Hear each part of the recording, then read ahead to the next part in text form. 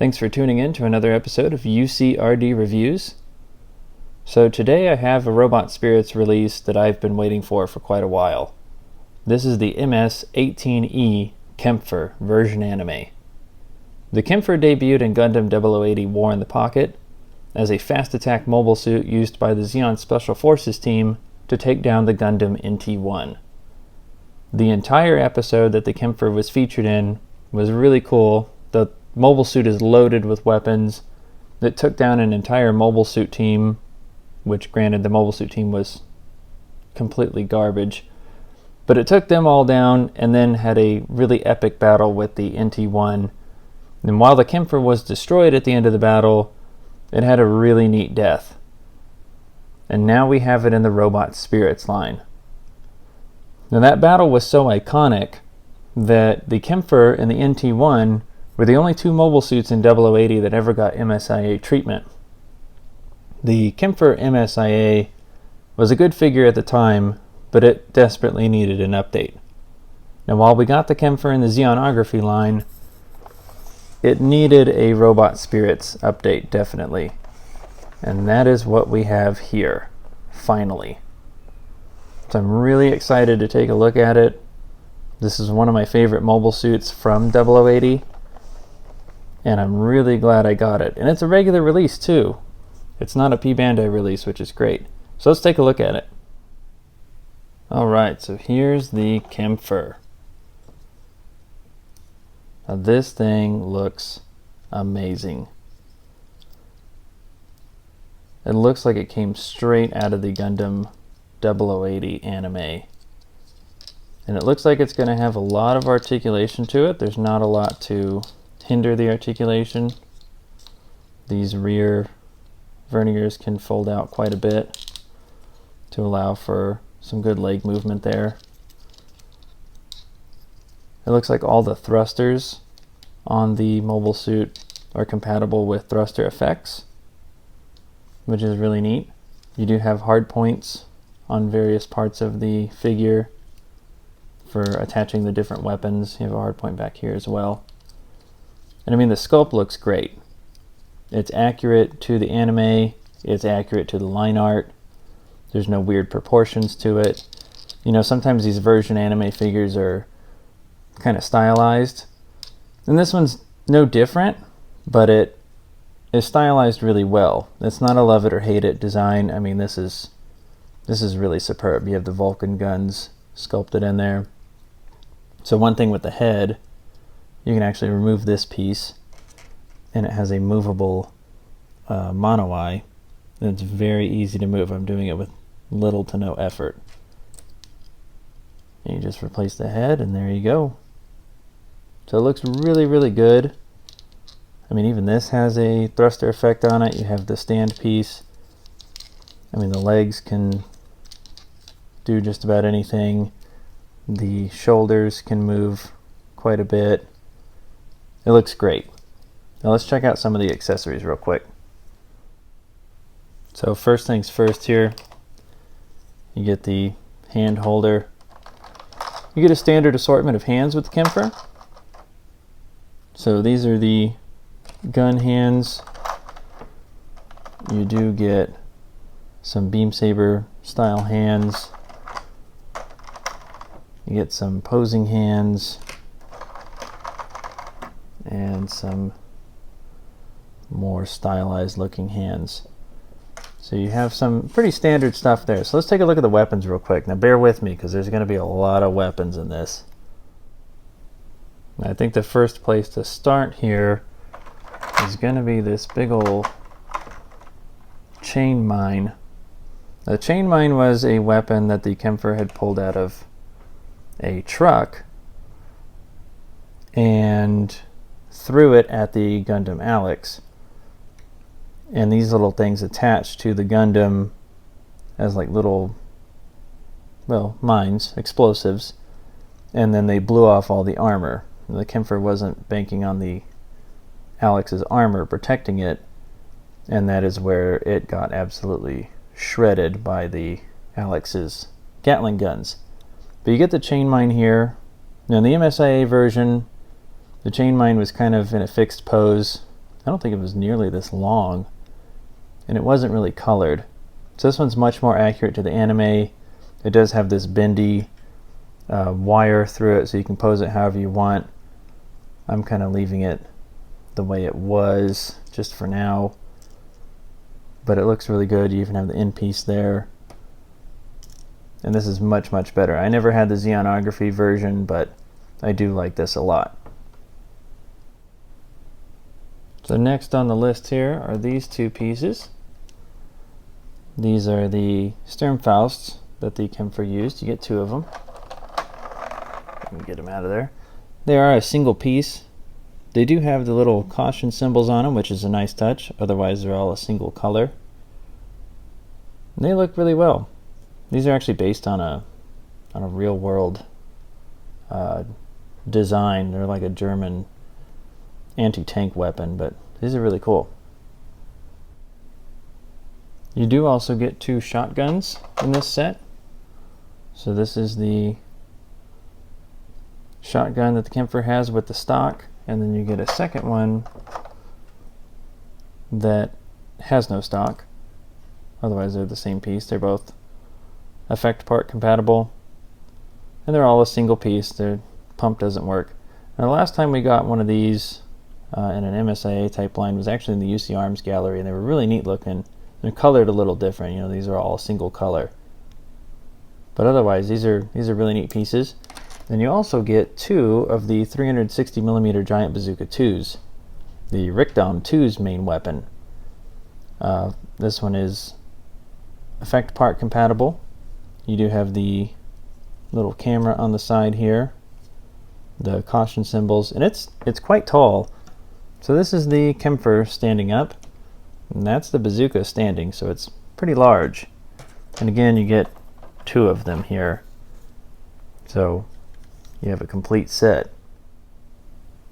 Now you also get two beam sabers, which for those of you who had the MSIA will probably remember that it didn't actually come with beam sabers, despite the Kämpfer using one in the anime. There we go. So these look really good. Blue handle, yellow blade, pretty simple. But one neat thing you can do with them is you can take the Kämpfer here and pop this little piece off and plug the beam saber handle into the storage rack to simulate the Kämpfer having to reach for its beam saber like it did in the anime. So it's a pretty cool little gimmick there. Now the Kämpfer in the anime had a lot of its weapons stored on it. So you get storage pieces for just about everything.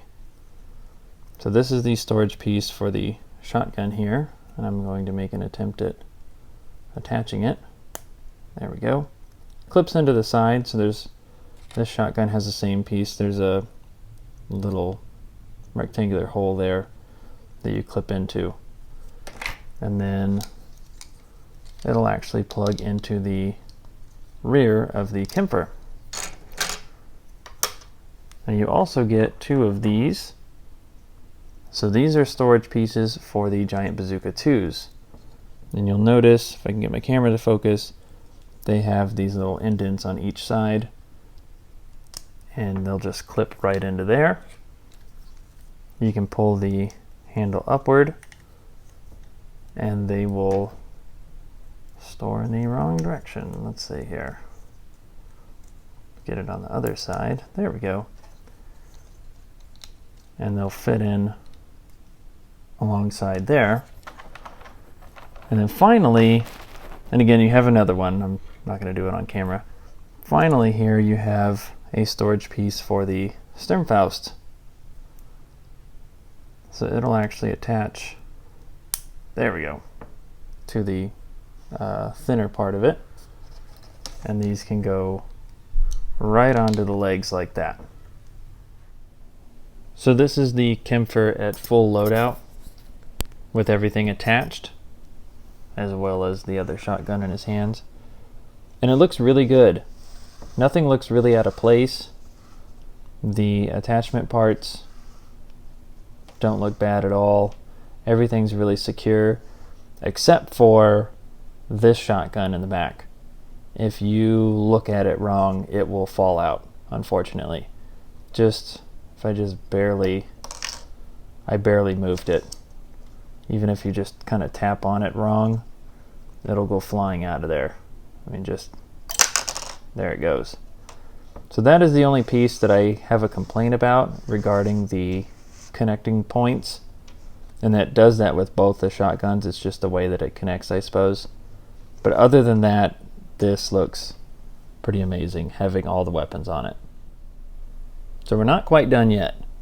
The Kämpfer, being a version anime figure, actually comes with some effect parts.